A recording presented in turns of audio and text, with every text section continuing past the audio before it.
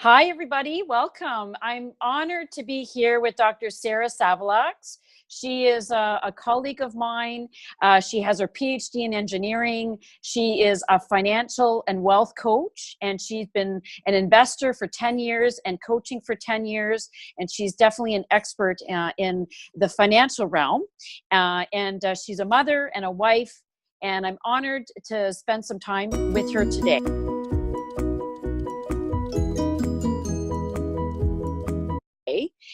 And one area that I find that, particularly for women, is women's health is extremely important. So I have a question that I would like to ask Sarah today. Welcome. Hi, Colin. Thank you so much for this opportunity and having me with your tribe. So it's my honor to be here. Thank you. You're most welcome. You're most welcome, Sarah. So I've been reflecting on thoughts regarding, what women think about when it comes to investing and what information they really need. And one thing that came to mind was, what do you feel is a barrier or some of the barriers to women in regards to sort of financial health that doesn't have anything to do with money? Financial health that doesn't have anything to do with money. Can you expand it a little bit more? Yes, for absolutely. So, for example, what do you feel that not all of us are out there investing, and not all of us are comfortable with investing, and what do you feel the barrier to that is? What's standing in our way from actually doing that? Right. I think I see that everybody definitely different, but the same pattern that I see is, I think it's a fear and not knowing what they need to know. So and the fear actually coming from, we actually don't know how our current system work, because all the time we've been hearing that, oh, we should work hard to earn our money, we should work hard to earn our living. So it's all about work and perform in order to get money, in order to live. So I guess most of the time people did not even see that investment is important, or even if they think about investment, either they fear because they don't know what it is about, or they think that it is gambling. So a few things that I hear the most is, I don't have money to invest, and investment is gamble. So this is the really two things that first stopping people from wanting to enter investment world. And they think, oh, they can think that investment is too hard for me. Interesting. And together it's a group of fear of not knowing of what are they about to get into. But really the system that we are working in and living in right now, if you are in Canada or in US or in most of the developed country, we are actually based on capitalism system. So when you hear the word capitalism, it's already hinged so much that it means thing to do with capital. It's not labeling lism. So it's not like you should be trading time for your money in order to gain your capital, but we should be working around capital to make the next capital. So if you notice, most of the people who have a lot of means, who are very wealthy, they're not going to work 9 to 5 or even 6 to 6. They're actually considering what to invest or how to build their asset. This is the way capitalism works. This concept would not work in socialism or communism or a lot of system that is not capital based.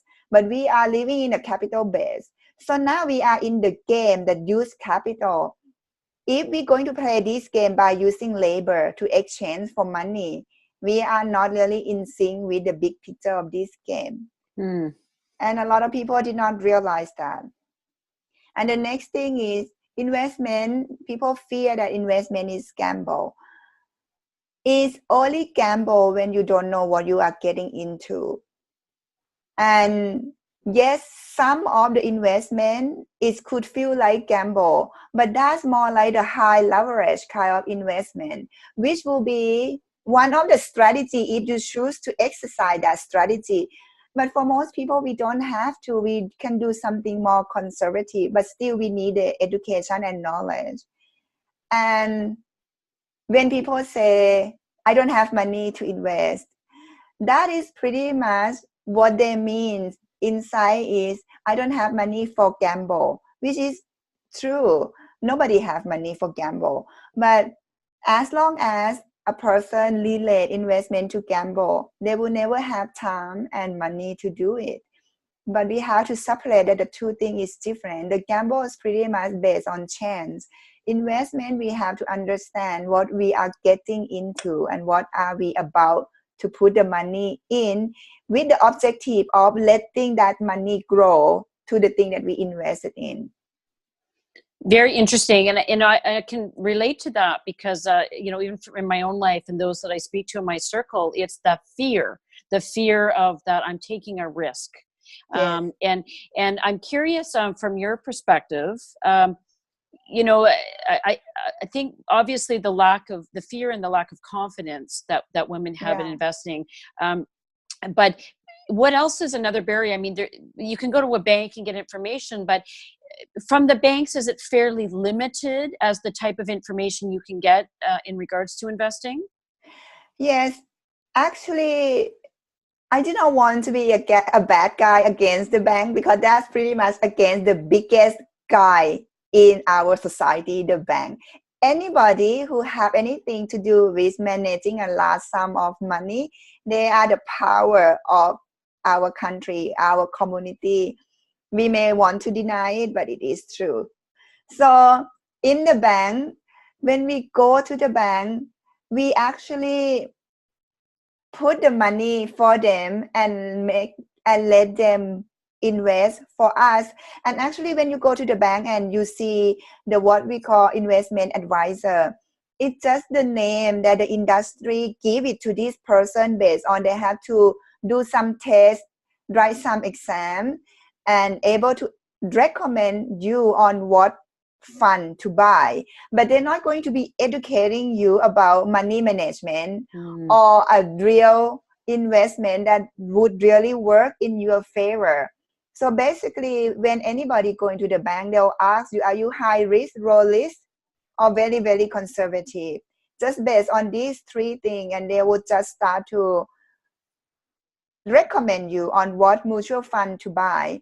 Because really what behind the scene is the fund house or the mutual fund company will create the product that have different kind of stock and investment product in this group of basket that call mutual fund.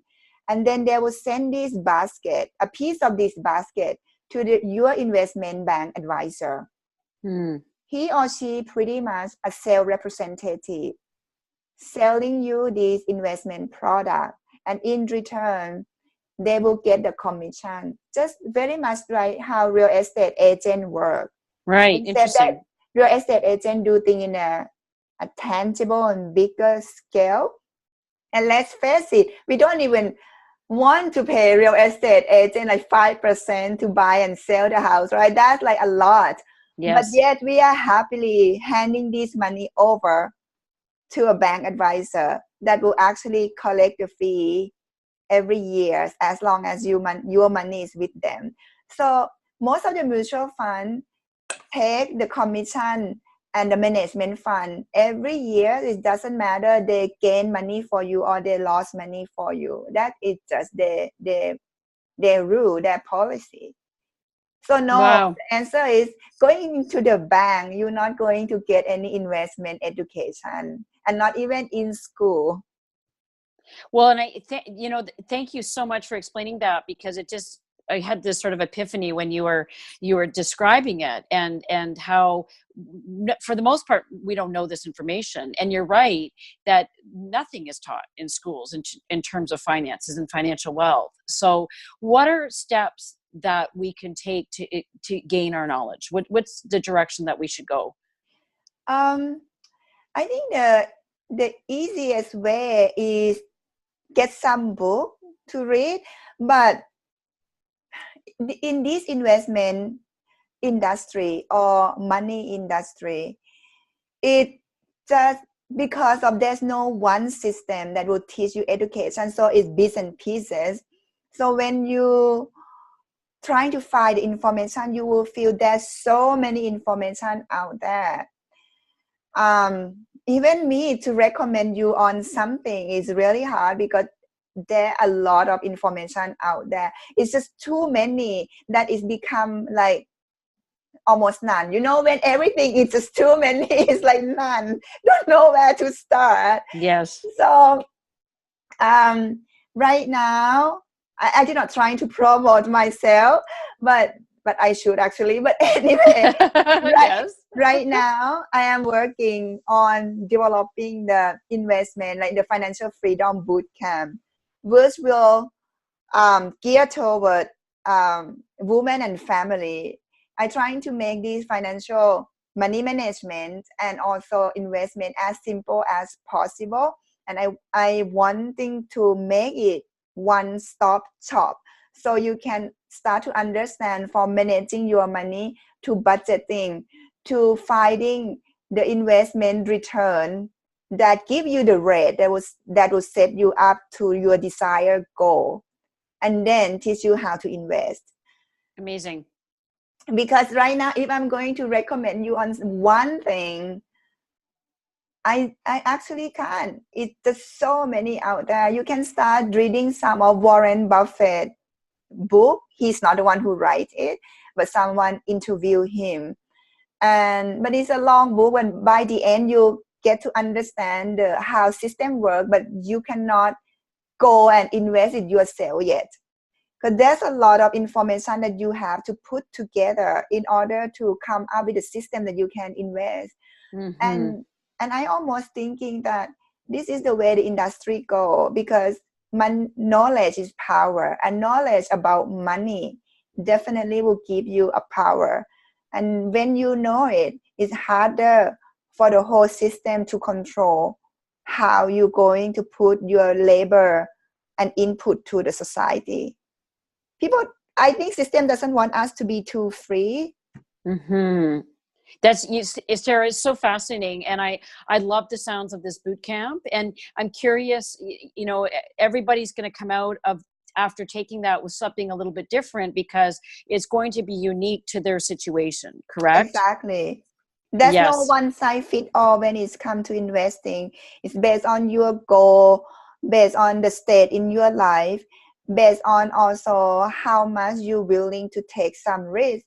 This risk, once you have the knowledge, is not a big risk, but it's also everybody risk is different. Someone willing to lose 10% in order to gain 30% or 50% return. Mm-hmm. Someone willing to lose less. So it's really depend. But now when you have the knowledge, you are the one who decide how much you want to gain and how much you want to lose. And so incredibly empowering. And I feel that financial well-being and financial confidence has such an impact in our lives as a whole. Our whole identity as people, our confidence level, our relationships, our well-being, and it's so essential. And so how can people get more information from you regarding this workshop? Oh, thank you, Colleen, for asking. So right now, you can visit me at my Facebook page, Dr. Sarah Savalak, and I will announce my next workshop. I've been running workshops since actually this year, but then the new workshop will be coming on next year around February. So keep an eye on that. But just connect with me to my Facebook page and my YouTube channel, the same thing, Savalak, Money and Mind. And again, Facebook page at Dr. Sarah Savalak. Amazing, Sarah. I can't wait to be collaborating with you over the course of the next few weeks and learning a lot more about financial wealth and the services that you offer. So thank you so much for your time. Thank you, Colleen, for having me. We'll see you soon. You bet. See Bye. you soon. Bye.